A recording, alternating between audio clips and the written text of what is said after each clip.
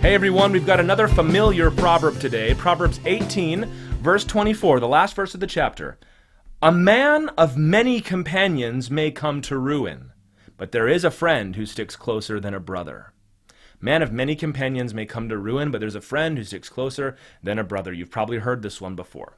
Now, up front, this seems kind of strange, because Solomon is talking about many companions like it's a bad thing. And we think, wait a minute, isn't it good to have lots of friends, right? Didn't Jesus have 12 disciples and all that? Yeah, of course, but that's not really what he's getting at here. Solomon is not so much talking about the quantity of the friends you have as much as the quality.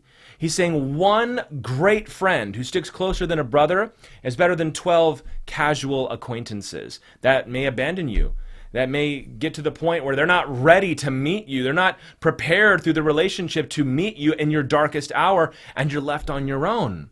And superficial friendships are a danger for everybody. I don't know if this has really increased in recent days with social media. I think it's probably always been a problem, but I'll just say something that I observe in my own time, that we tend to view people and friendships as more like apps for your life. You know, this person is my buddy that I hang out with when I want to play video games. This is my football friend over here. This is the girlfriend we go shopping with. And, you know, we kind of plug and play our friends, and we wonder why we feel so alone even though we're surrounded by people. You need to be able, as a Christian or just as a good person, to be able to have deep relationships, abiding friendships with people. Now, this can be your family, of course, but this is talking about friendship, that there is a friend you can make that is closer than a brother. Maybe you know somebody like this, where you just got buddy. It doesn't matter what happened. I've got friends, from when I was in high school and college, they could call me right now, as soon as this video is over, and say, hey man, I need you here. And I'd be on a plane tonight. That's a friend that sticks closer than a brother. I'll always be there for you. And as Jesus reminds us in the story of the Good Samaritan, commandments like this are less about finding a friend that is like that, as much as being a friend like that. That you ought to be the kind of person that is willing to be there for somebody, to take a friendship to the next level by asking the second question, right? How are you? I'm fine. The second question says, really? Because it doesn't seem like you're fine. To be that person, to be that man or that woman, to be able to deepen the relationship. And it doesn't mean you're spending all your time talking about your feelings. Sometimes it just means when we go there, it's short, but it's sweet. And we know that the door's open in case something ever really goes down. Women do this differently than men, whatever the case may be. You have to have those friends like that and to be a friend like that. Not keeping people at arm's length. If you say, well, I'm afraid that people are going to hurt me.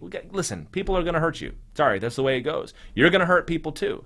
It's about learning to develop these friendships so that even if you do hurt each other, you can move past it and work through it.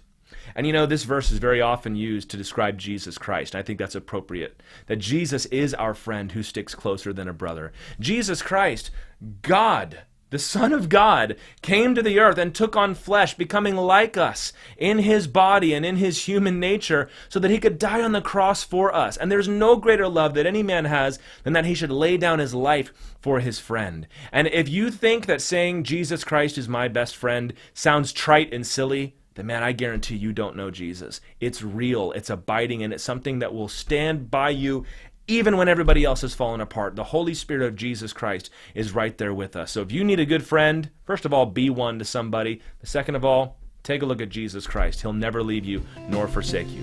God bless you guys.